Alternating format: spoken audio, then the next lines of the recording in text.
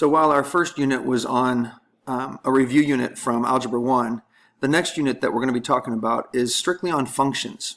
You probably have some idea what functions are, but let's go ahead and start with the three main parts of a function. Three main parts of a function are the domain, the rule, and the range.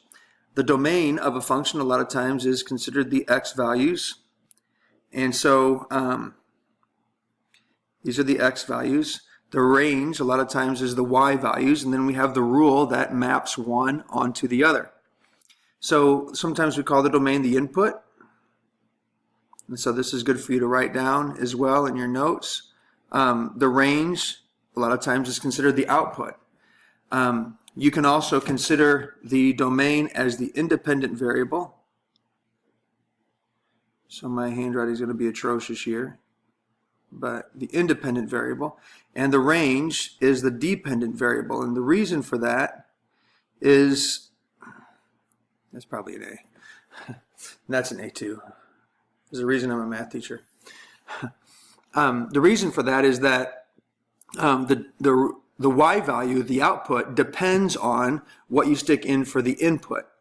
And so when we talk about the domain and the range, the domain is simply the input, the x value is the independent variable. The range is the output, the y value, or the dependent variable. And then the rules, there's tons and tons of rules. That could be a linear rule, which we had in our last unit. Could be quadratic, could be an exponential rule. But the rule is various types, and the rules just tell us what do we do to the x value to change it into a y value. So the next thing we need to talk about is function notation. And you are familiar with something like this, where we have y equals 2x, let's say, plus 4. It's an equation. It does map the x onto the y, but we can denote this in a different way. And in function notation is simply replacing the y with f of x. So the f, typically stands for function. The input is what we have in here. So it's a function in terms of x. And to get the output, what you do is you take the input, you multiply it times 2, and you add 4. So with this notation, if we wanted to figure out, well, what is f of 6? So we're going to use the f of x function, which is 2x plus 4, and we're going to let the input be 6. So instead of 2 times x, it's simply going to be 2 times 6, and then plus 4. And 2 times 6 is 12, 12 plus 4 is 16, so we would say that f of 6 is equal to 16. And we could do several other things. We can have another function, we can call it the g of x function, and let's say that the g of x function is simply x squared. Here, if we wanted to find out what g of x was, we would simply let the input value, or the x values, be g of 6. We would want the x to be 6, so when we squared it, the g of 6 would be 36. And so that's a little bit about function notation. So you might recall what makes a function. Several things that we can do to determine if something is a function. There has to be a one-to-one correspondence for something to be considered a function. In other words, for every input, we have to, that has to be mapped onto one output value. I'm really sloppy today for some reason. So with each input value that we have, if that maps us onto exactly one output, then that's a function. One analogy for this is if you are a waitress or a waiter at a restaurant and you just make tips. Let's say you work for 3 hours, you really don't know how much money you're going to make. You could make $15, you could make $50 in 3 hours, you could make $100 in 3 hours, you don't know. But a function would be something like this. You make $8 per hour, period. And so if you work for 3 hours, then you know you made $24. If you work for 5 hours, then you've made $40. That's a function. And so we can have things like a mapping diagram. A mapping diagram would be something like this. We have our input values and we have our output values. Here's our input, here's our output, or the domain and the range, the x and the y. It could be denoted a bunch of different ways. But let's say we stick in a 1 and we get a 3. We stick in a 4 and we get a 5. We stick in a 6 and we also get get a 3. So we can map it like this, or we could do something like this. With the same situation, we could have a 1 goes onto a 3, a 4 maps onto a 5, and a 6 maps onto a 3. This would be a function because every number that we stick in, we know exactly what we're getting back out. If I stick in a 1, what do I get back out? It has to be a 3. A 4 has to be a 5. A 6 has to be a 3. So this would be, both of these would be an example of a function. Here is something that would not be a function. If, let's say I had a mapping diagram that looks something like this. When I stick in a 6, let's say I get a 4. If I stick in a 5, let's say I get a 3. If I stick in a 6, then let's say I get a 2. Now this is not a function. And we could map it like this, or we could simply do something like this. 6 gives us a 4, but sometimes it gives us a 2, and a 5 gives us a 3. This is not a function because when we plug in the number 6, what are we going to get back out? And you might say 4 and you'd be right. You might say 2 and you'd be right.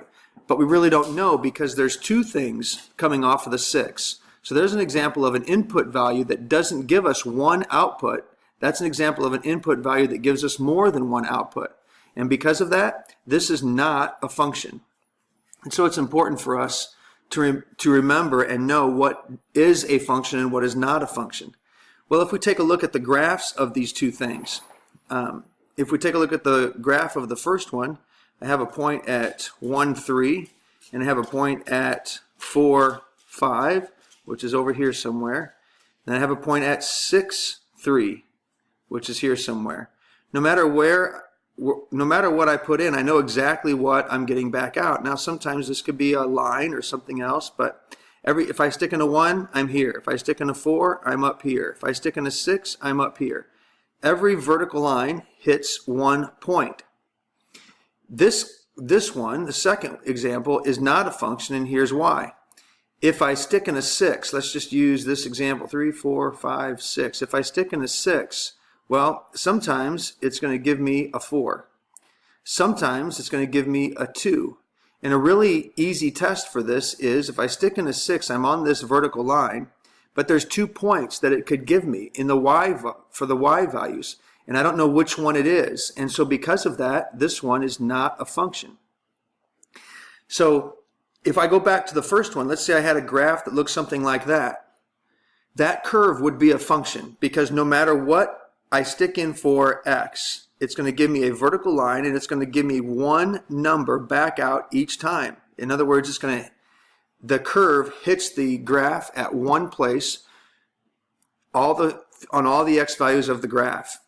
On the other hand, if we look at the second equation, let's say I had something that looked like this. This would not be a function for the same reason that these 2 points wouldn't make a function. If I have a vertical line, and let's say this is at 8, I don't know if it's going to give me this point or if it's going to give me this point. And because I don't know, that is not a function.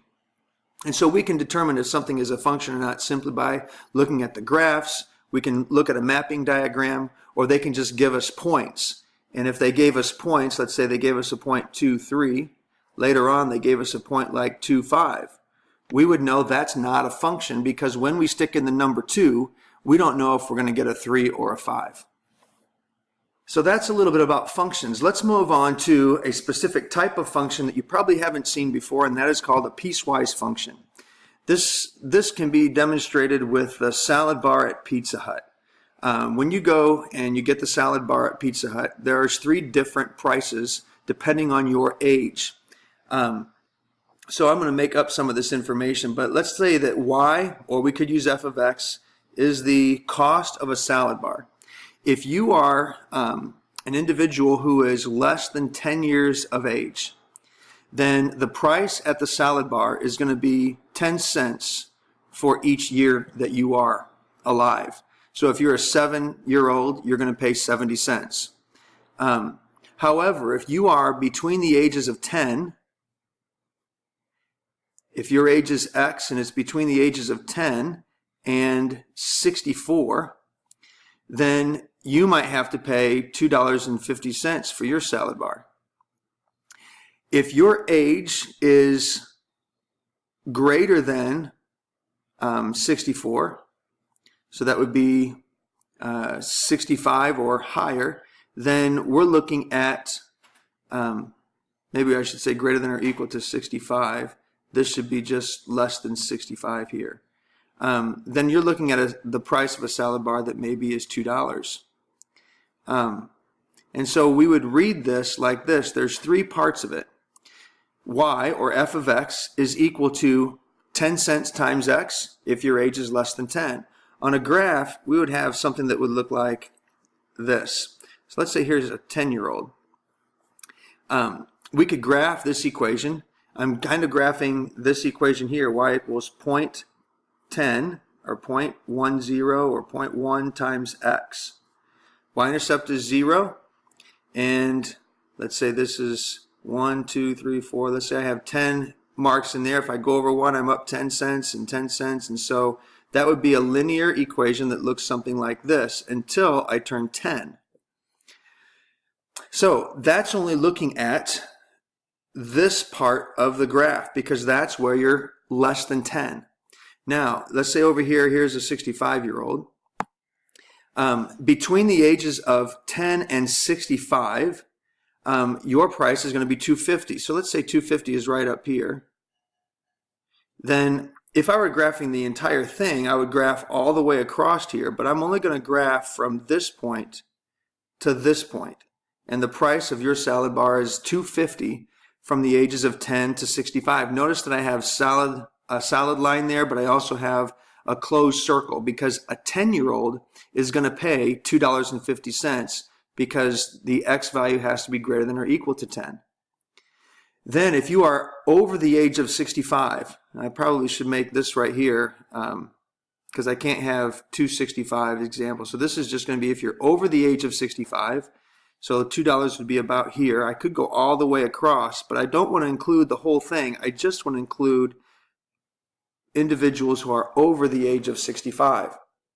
And so it's called a piecewise function because there's three pieces. There's a piece right here for kids, I'm going to call that piece 1, for kids less than 10 years old. There's a piece right here for people who are between the ages of 10 and 65. And then the third piece here are for those individuals who are 65 or older. This is a real quick example of a piecewise function. Let's take a look at this example and see how we can graph this piecewise function, which is really graphing three functions, but only parts of those three functions. So if I look at the first example, y equals x plus 2.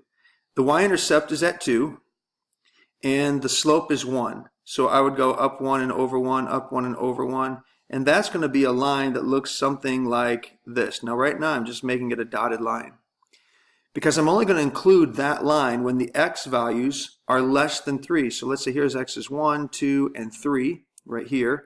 I'm going to go up where x is 3, which is right there, and I'm going to include only those values that are less than 3. I'm not really concerned about the values above 3.